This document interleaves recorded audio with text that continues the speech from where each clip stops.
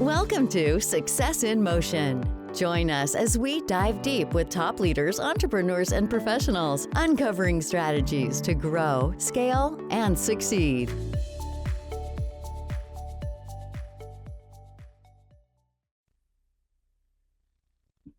Alrighty, so today we have on with us Suzanne, and Suzanne has been working on a book as well as she works as a general manager and has a few other things that she really does to kind of keep her busy. So, Suzanne, let's just give a quick snapshot of where you are. Catch us up. What do you do with your life right now? Well, I'm in a wonderful phase of life. I have my kids are grown and I'm out of the house. I live in a beautiful part of southern Utah, and it's where people come to recreate and play in the Red Rock Desert. And so that's my home base. I love traveling. I might get out once a month to somewhere else and visit other states, and even have been to Denmark and Norway in the last year.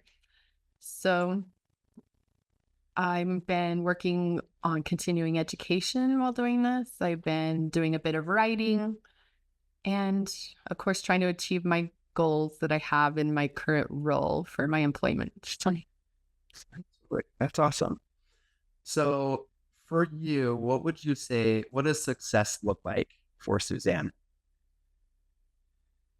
That's being productive and happy, maintaining a good balance for life while trying to strive for those goals, not putting too much pressure on yourself, and looking at what you've gained instead of looking back and seeing what you haven't gained.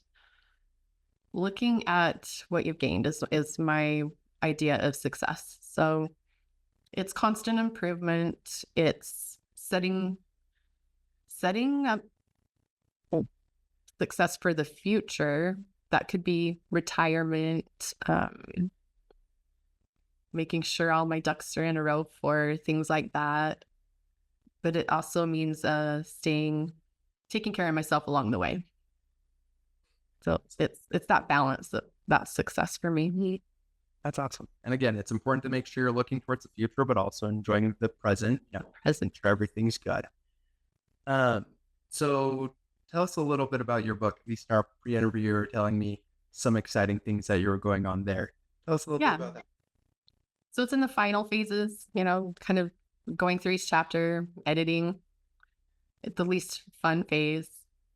But I think it will be beneficial to the world.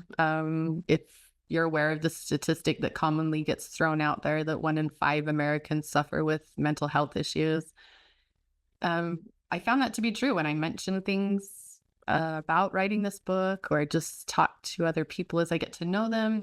It seems like everyone I talk to has one family member who's experiencing that awful illness, right? And my book centers around the caregivers of those people, the family members and loved ones of those people. So it's a self-help / memoir dedicated to give people the tools and thoughts and insights of how do they stay healthy when that is in their family or affecting their loved one.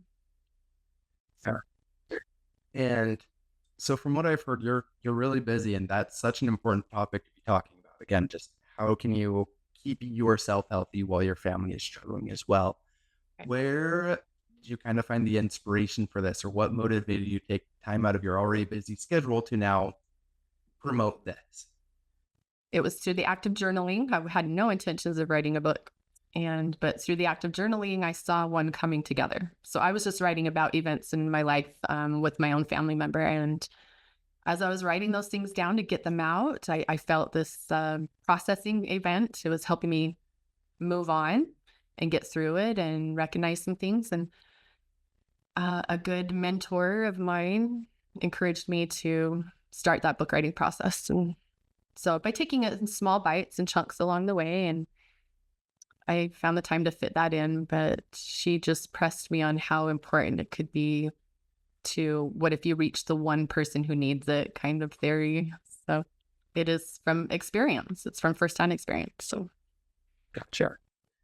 And that's awesome. And like you said, it's good to have someone who can kind of help push you along the way. You're working towards your goals and figuring things out. And again, I think it's awesome that you're putting that out there for everybody. Um, so what would you say is something that has come easier for you as you've been doing this that others might find a little more challenging? Just fitting, let me make sure I understand what you're asking. Just fitting this into my life and getting it done, or the concept behind both? Whichever stands out to you. All right. I think trying to accomplish things when you're already busy, the most valuable takeaway I found is positive mindset, positive psychology. And I've had to reach out to mentors for that. So friends that do that as a profession are super helpful. And if you try and go it alone, you might get wrapped up in some vicious cycles of your thought process or how you manage your time in your day. So reaching out to get that help, even when you don't realize you need it or don't think you need it, can be beneficial. You might not know what you're going to learn unless you do reach out.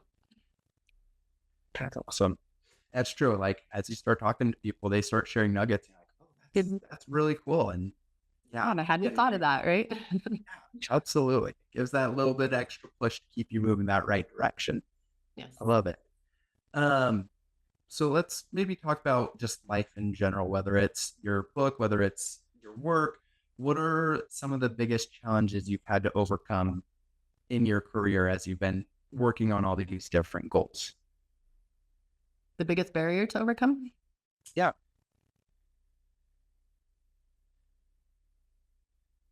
Shooting outside of what some people call imposter syndrome. I don't like that term so much, but just knowing you have the skills, you have what you need, and you're capable of doing something, and then proving it and showing it in your work. So our company is very results based. It likely doesn't matter how you get to solve the problem, just so that the problem is solved, or how do you find the next opportunity, so it's very results based. And along the way, just having to work through, well, I don't have the answer right now, or I don't see the end from the beginning. And that's kind of the barrier that I've had to work through and improve on. And I'd like to say I'm making good progress on that. That's awesome. Especially like when you don't see that end result, but you're having to work on it bit by bit, that's kind of how it goes with everything, whether it's with your job, whether it's, I'm sure you had some of those same things when you're starting writing your book and like, hey, where is this going to lead me? Yeah. That's great. And so overall, it sounds like things are going really well for you, both at work, both with your book and everything. A lot of, again, successful people are always looking towards the future. And, something I've heard a lot of people talk about is kind of creating a passive income or creating something that can enhance or replace their current active income. What are your thoughts about kind of that creation of the passive or enhancing the incomes? Oh, it's always intrigued me. It's always been something I've sought after. So even when I was my poorest, there was a time in my life where it was paycheck to paycheck. And I never saw the end, you just didn't see the end from that beginning. And I didn't let it hold me back or bring me down. I used it as a motivation. I knew that real estate is where I could help my family build wealth. So I knew that as a broad concept and just started seeking it out. That may just start with buying your own home. So did that, bought a rental home. I did that. Sold that one and bought a different rental home. So it's a process that I went through over several years. And the passive income part of it is a personal decision. Like, how do you want to really achieve that? Is that going to be maybe investing on the market? Is it going to be crowdfunding investments? And I just chose what was right for my husband and I. I'm a pretty high risk taker. He's a little more moderate. We're working together to find the perfect tool to build that wealth for us. So once we were in a position to implement those investing tools, I was super excited. It's just part of the retirement plan. I started a little late in life with my retirement plan, which a lot of my generation probably is wondering about at this moment. What am I going to do? Am I going to work till I'm 80? And I've set my goals and my plans so that no matter what, I can make the decision to not work at the most 65 years old, right? Maybe before. We'll see how it goes. That's awesome. I know you said, you looked at all the different options and found one that works for you. What was kind of a big influencing factor of which route you went down? What made you kind of lean more towards the real estate versus the other asset classes? Good question. I have a background in real estate. I've been an appraiser, for instance, a residential appraiser. I've been a mortgage loan officer. I've been an insurance agent. And I'm just naturally an entrepreneur. Have had a restaurant in Escalante for 10 years and sold that. So the real property and real estate, and then starting a business and building a brand and selling it, all of that is just my passion. So obviously I went to school for business management. But besides it being part of your passion, that really might be a key factor, because then you're enjoying it. You're enjoying the ride, you're enjoying the investments. The second part is I'm very much a numbers person. So I'm not going to really weigh all the emotions involved in it. I'm going to do a bunch of calculations. So the rate of return and how you get there was the biggest decider, the rate of return numbers and the passionate aspect of it too. That's awesome. And again, having that passion is so nice. When I try something, if I'm not excited about it, it lasts about 3 weeks, I found, for me. So again, I think that's awesome. If we have that passion, that excitement, like you said, it'll last a lot longer. So just kind of as we're wrapping up, I know you said you're working on your book, you're working on a couple other things. What exciting things do you have planned for the next 6 to 12 months? What are you kind of trying to get done over the next year or so? I am trying to learn how to implement AI in my life. I don't have an executive assistant or somebody to help me manage my day, and I think I'm to that point. And that might be an avenue and a solution. It will definitely help my company that I'm managing, and my team that I'm managing, get rid of those menial tasks that take time and are low level, but they need to be done. So I plan on immersing myself in some education, using a lot of practice, trial and error, and seeing what AI can do for us. And have a goal to actually finish the book. So there's that. And continue and travel and make time for my family. And that is my next year. That's awesome. A lot of excellent things that you're working for. So Suzanne, thanks again for your time today. Thanks for sharing all your insights and tips. If there's anyone who would like to connect with you, what should they do?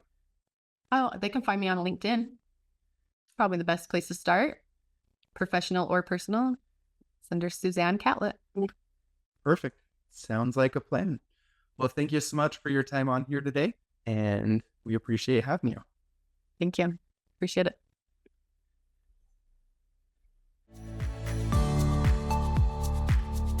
Thanks for tuning into Success in Motion. Want to share your story? Visit successinmotionpodcast.com/guest to apply and be featured on the show.